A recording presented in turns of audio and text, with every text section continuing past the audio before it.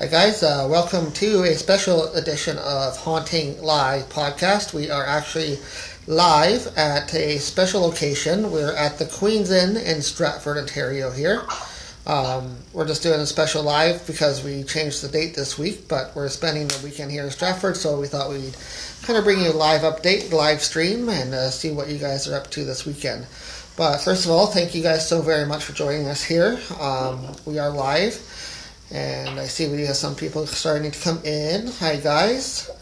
But thanks, everybody, for following us over on social media. We're over on Facebook, Twitter, YouTube, Instagram, and also podcast providers such as Spotify, iTunes, TuneIn, and we just actually joined a couple of recent new ones, which is iHeartRadio and I think Amazon Music as well we're on now. But we are here live at the Queen's Inn in Stratford, Ontario. The location where we're actually going to be hosting our event coming this year, which is in October this year, Halloween weekend, the 29th and 30th of 2021. We're going to be hosting Ghosts of the Queens event here again for the second year. We had this event in November last year, but this year we're holding it in October this year here at the Queen's Inn in Stratford. So tickets are on sale for that event right now. If you go over to our website at HauntingLIVEpodcast.com, you go to the events tab, you can buy your tickets right from there. So, but tonight we do have a special guest joining us as well. We had originally planned a guest, but they weren't able to make it this weekend. So we decided to come out here, enjoy the weekend, and have somebody else join us here live. She's going to be joining us here in a moment. Her name is Tanya Stevens. She's one of our people that look after some of the stuff here at Haunting Live Podcast with us. So she's going to talk a little bit about what she does and what her abilities are and stuff like that. So let's bring Tanya on and say hi to Tanya. Good. How are you guys doing tonight? We're doing great. Thanks for joining us here on the podcast. Thanks for inviting me. Yeah, well, we've been with you for a while. We haven't had you on yet, so it's kind of surprising that way, but it's about time we had you on the show. You've just been too busy booked with everybody. Everybody wants to be on the podcast. Yeah, definitely, but you're usually one of the ones that's in the background looking after the moderation, talking to people in chat, stuff like that, so you're helping us out on that end as well. So since we're doing a special podcast, we thought we'd have you as a guest and talk a little bit about what you do, what your abilities are, and how you kind of do things in the spiritual world, how your journey has been, and let's start with that. What kind of got you into the spiritual world? So it started when I was really young. I was about 5 years old. My dad passed away, and I started seeing him in my house afterwards. Some people in my family thought I was a little bit crazy and not okay, and so I just pushed it to the back burner.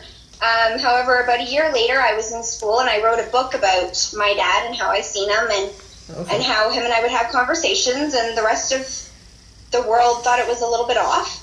But, you know, it was me. I felt it was normal to me. I talked to him. I had that experience. And then as time went, I, wasn't able to continue the path. So I was out of it for many, many years. And then through time, I was able to start, redeveloping those skills and seeing that I did have a gift and that it was actually a gift. And so I just started to, find different ways of using my gifts and investigating what they were and kind of connecting with more people who had similar gifts. And what kind of experiences have you had since opening up to those gifts? Were they kind of open to you right away, or was it something that you kind of had to work on as you developed your abilities? Because I had closed them off for so many years, it was a little bit of work at the beginning, and it just, I had taken a trip out east, and out east, actually, they were very opened up. I felt the East Coast was a very spiritual place for me. There was a lot of energies around, and I spent a lot of time alone, so I guess they kind of kept me company.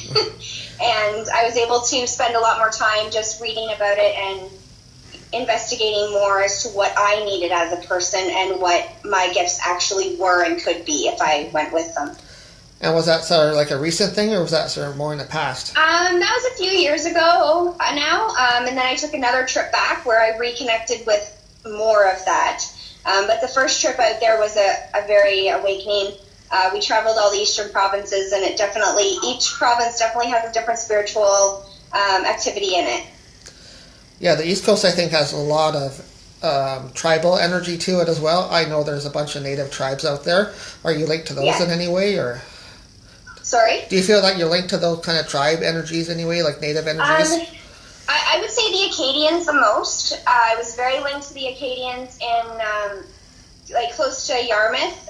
There's small cities close to Yarmouth in Nova Scotia, and I would say that's where I felt most comfortable and where I felt the most energy and the calmness from the community as well. Again, I have a Native and French background, so that probably makes the most sense as to why Acadian was connecting with me. Yeah, so you felt sort of a deep connection to that community and the energy there. Yeah. Did you have any? Definitely. Did you have any experiences there? Like, did you experience anything on the paranormal side, or was it more? I did. I actually have a few pictures from there as well. One of the houses I was staying in, there was most of the places there are wood fueled, and I was putting wood in the fire, and I was speaking with a friend of mine, and I seen faces in the fire, and I took some pictures and I sent them, and she right away she's seen them as well, and it was quite interesting because I'm provinces away, but she was able to pick out them from the pictures as well. And many times I brought a rocking chair back with me, and the older woman came back with me in the rocking chair that it belonged to. So she's quite friendly at times, but can be not so friendly at times too if she doesn't like the people. Is she still there with you nowadays? Like, did she stay with you? She's still with me, yes. She's still with me. She has stayed with me with my rocking chair, so. Chris, off camera, is that the one that I've came across actually at your location? Yes, it is. And so she has traveled back from Nova Scotia with me. Okay. How has the energy been with her? Has she been active in your place, or is she kind of docile when she's around you because she's used to you, or how's that? She's good with me. She's good with the kids, but she doesn't particularly like new people in the home. She's very, very picky about who sits in the chair. She has actually kicked somebody out of the chair. She's pushed the chair at people. That's her chair. And one of my kittens loves to sit in the chair, and you can tell she's just sitting with somebody. Yeah. Like she's just cuddling right into somebody's lap. So she's definitely still here with me. So your animals can sense her as well. Yep, they all sense them. I have a couple in my house, so. Yes, we know. We have a few cats. You have a couple rabbits. You have a dog. Yeah. Well, I have a couple spirits too. So. And a couple spirits also that you keep around. Yeah. Well, that's great. So I know you've been out with us a few times, and you know how our energy works. How do you like working with us as a team since you've been with us so far? I really enjoyed it. I personally, when I go in, as you both know, I like to go in blind. By that I mean I don't know what the background information. I don't know the background history about it. I don't want to know anything about it. I just want to go in and actually have the feeling of the place. So when I was at the Ghost Inn in Stratford last fall, I enjoyed it because I didn't do any research on the place previous to that. And I felt a lot of energies that I knew I was feeling and different ways of feeling it without being told any information. So that's just my way. That's how I prefer. So I want to go in uneducated, so to speak. I don't want to know any background information. I just want to go in and feel whatever I feel there. I don't necessarily use any specific type of gems or crystals or candles or anything. I just like to go in and feel what is around me. I'm not great with tarot cards, so that's not my forte either. They just talk to me. They speak to me. I hear them. I see them, and I feel the presence. So you have more clear abilities then. You have the clairaudience, the clairsentience to detect who's there, clear audience to hear them speak to you and stuff like that. So I think you have more of the clear abilities. So is that what you more rely on? Yep. Yep. How did you develop that though? Like, did you have to really tune that in over the years, or was it something that was really easy to you? It was easy because I enjoy it and I'm not scared of it. I think one of the things for many people in this life is that they're actually scared to allow themselves to hear the conversations or see the spirits. Having a conversation with an energy or a spirit is really, a lot of people get scared from that. It terrifies them because there's a lot of rumors out there about people, and so for me, I'm not scared of them. I enjoy having those conversations. I think we can actually learn a lot from the spirits around us, and so personally, I enjoy that. I didn't really have to do a lot with it. I just allowed myself to be open to it, and it was there. So I believe it's a gift that people have, and everybody has different gifts, but that's mine at this time. So, right. Chris, off camera. So you were saying today, though, a lot of stuff has been going actually on your place. Yes. Can you explain? Lately, there's been a lot of activity. I've had somebody new around in my home, and they're not being welcomed very well from the spirits so far. They've gotten a few things thrown at them. Both that person and myself have been almost pushed down the basement stairs. It's quite a few things have been thrown at them.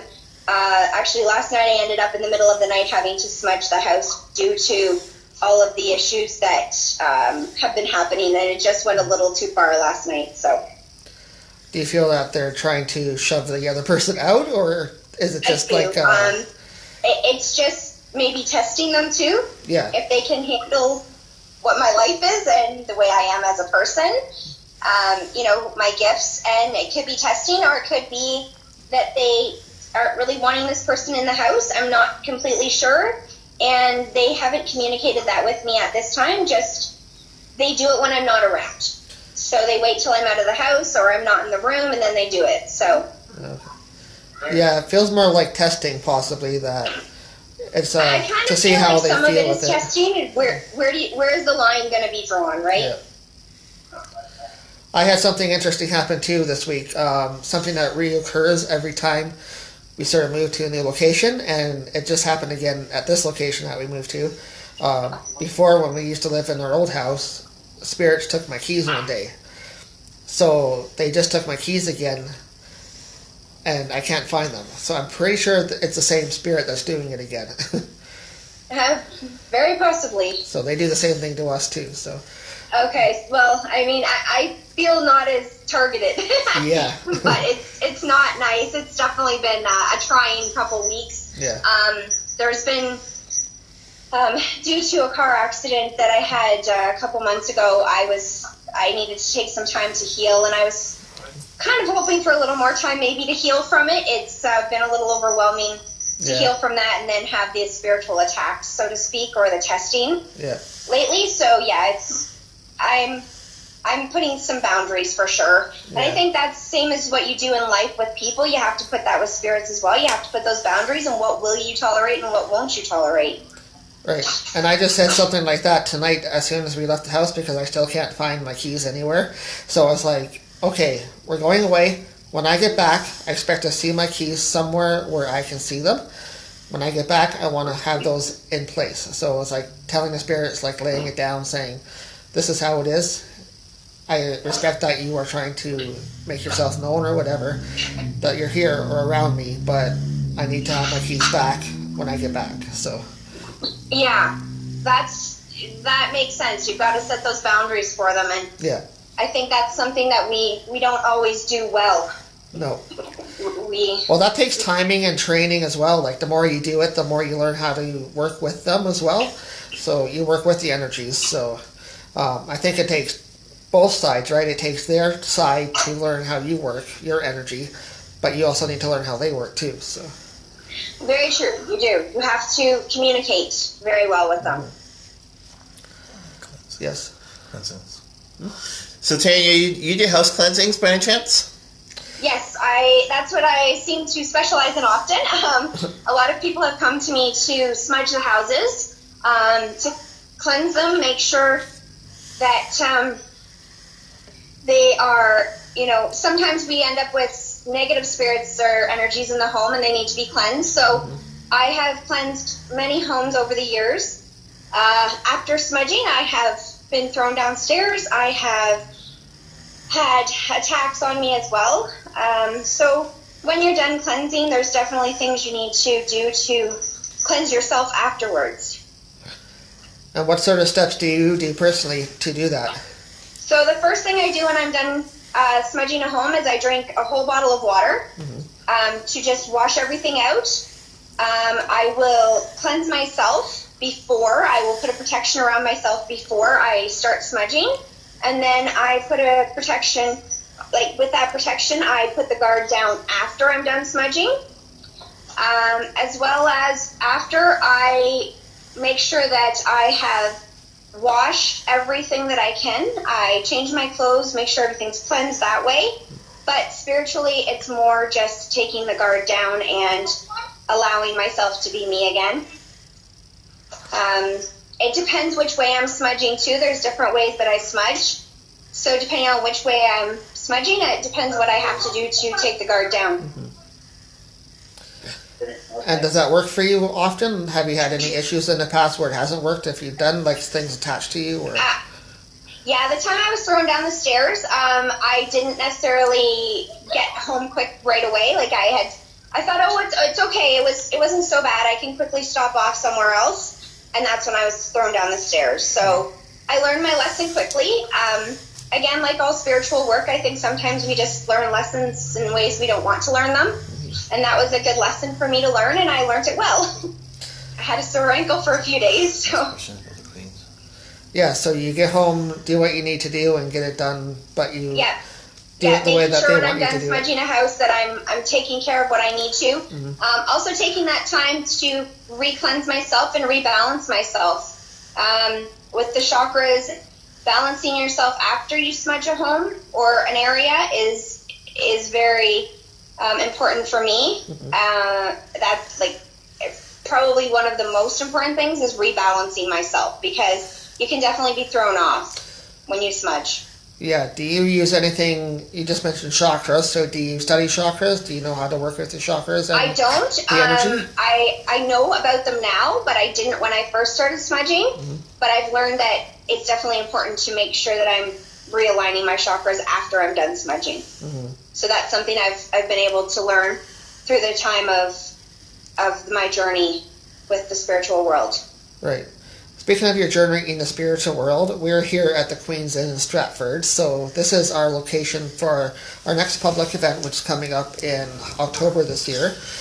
We rescheduled it from April due to COVID issues, so we're going to hopefully come back after COVID is over, hopefully this year, and be able to have a lot of people here. But if not, we of course will abide by any COVID rules that are in place by that time. But are you planning on joining us here at the Queen's this year? Yes, I am. It was a very amazing experience last year, and I'm looking very forward to this year coming. And I'm hoping to bring a whole bunch more people. Yeah. With me this year. I really feel like it is a very enlightening weekend, and it's a very educational one for especially people who are very experienced and feel like they have a lot of knowledge in different areas. I think sometimes in the spiritual world we get a little bit confident and we forget that we still need to learn new things. So right, did you experience? I've invited a lot of people, and people who are starting out, it's really good for them because they can figure out some of their gifts. Yeah, that's true, because we talk about a lot of different stuff when you guys come for the workshops, because we do a talk on the Friday with the dinner. So we provide you guys with dinner Friday here. Then we do a talk with you guys where you get to meet different people, learn about us. But then you also, during the workshops, you get to learn different things. And then you get to learn a lot of history and stuff in the ghost hunt later on. So I hopefully have experiences too. Did you have any experiences when you were here last time at the Queen's? I really enjoyed it. I had a lot of different experiences, and I enjoyed just the spiritual activity within the hotel. The room that I know you guys are staying in is absolutely an emotional and encouraging and yet scary room in so many ways to feel. Yeah, that's right. When you open your chakras and you sit there, there's so many different emotions and feelings, and so many of the rooms are like that. So many areas of that hotel, and I've always wanted to go back again and again. And I talk about it. I want to just go eat. at the Boar's Head just so I could be in the hotel and feel the energies. It's like a craving after being there. Yeah. Well, that's one thing you can do also if you come to Stratford here. There is a pub/restaurant attached to the hotel here. Pretty popular bar, I guess it's called, pub. The Boar's Head, so they have really awesome, amazing food. We ate there tonight as well. So especially with Tanya's favorite ghost. She had one particular ghost that kept. I have a few there, but one specifically. Yes. Hopefully, he's still there when I go back. I'm sure he still is. So, anyways, Tanya, thank you so much. I know you're busy tonight for taking time out. I thank you so much for joining us. You're usually, problem. like Thanks I said, for having behind the me. scenes, but we wanted to bring you up front tonight and talk about your background. So, All right. Awesome. Well, thank you so much for the invitation and chatting, and we'll see you guys soon. Enjoy your weekend at the hotel. yes, we hope to see you here soon. All right. Bye. Bye. So that's Tanya Stevens, everyone. Thank you so much for having her on as our guest this week. We did have a regular scheduled guest for our podcast, but they ended up canceling this week, and we're here at the Queen's for the weekend, so we thought we'd have somebody that works with us talk about sort of what they do and their background and their history and sort of how they do things in the spiritual world when they work with us. So if you do come to the Queen's, we're here at the Queen's Inn in Stratford, and we're staying for the weekend. If you guys are around, you can message us, feel free. But if you're planning on coming for the next event, the next public event that we're hosting is on the October 29th and 30th Halloween weekend in 2021. So tickets are on sale for that. And you can go to our website, which is HauntingLIVEpodcast.com, and go to the events tab and buy tickets directly on our website. So, and they're $140 for the whole weekend. So. And yes, did want to mention also, we do have a special guest booked for that weekend. And she's going to be joining us here on the Friday night for the dinner portion and the talk portion. So if you want to come for the dinner, you also get to meet our special guest, which is Mary Ann Kennedy. She's a TV show host over on Rogers TV. She hosts Ghosts of Dufferin County and Beyond. And she's going to be talking about some of her experiences in the paranormal world as well. So she's going to be joining us for that weekend. We look forward to that and having her as our special guest on the event. Of course, we'll be there. We'll be having also Sally, the Queen of Ooga Booga. She's going to be here as well, doing readings along with Chris. Is going to be doing readings also that weekend, so you guys get free readings. We're going to have our usual pajama party that we had last year also. That's on the Friday night after we have the dinner and stuff. That's all done. We're going to leave the rooms open on the floor that we're staying on, and you guys can actually come in and check out the rooms and have free readings by Chris and also Sally. So, but yeah, guys, so if you're around, thank you so much for tuning in. We're just doing a live stream from the Queen's Inn in Stratford while we're here for this weekend, and we're doing a little prep work, doing some filming also, I think, this weekend for the event coming up in October. So a little bit of work, a little bit of relaxation, and just nice getaway after all the stress and stuff happening around. So, but anyways, guys, thank you so much for tuning in. As always, check out our podcast. We do weekly podcasts here on Haunting Live Podcast. We usually have a guest on that we interview, like we just did tonight. But we usually have anybody in the paranormal field, from mediums to people that do Reiki, crystals, paranormal investigators that talk about what they do, stuff like that, things that are interesting. So, but yeah, check us out. Weekly postings on our social media. Thank you for following us over also on social media. We're on Facebook, YouTube, Twitter, Instagram, and also on podcast apps such as Spotify, iTunes, TuneIn, Google, and a bunch of other ones. We're just recently been posted on some new ones as well. You can also check us out on iHeartRadio's app now. You can check us out on Amazon Music as well. So lots of places. Check out Haunting Live. Listen to it whenever you guys like. Lots of stuff up there for you guys to check out. So with that, guys, thank you very much for tuning in tonight, and we'll catch you guys later on. Have a great weekend.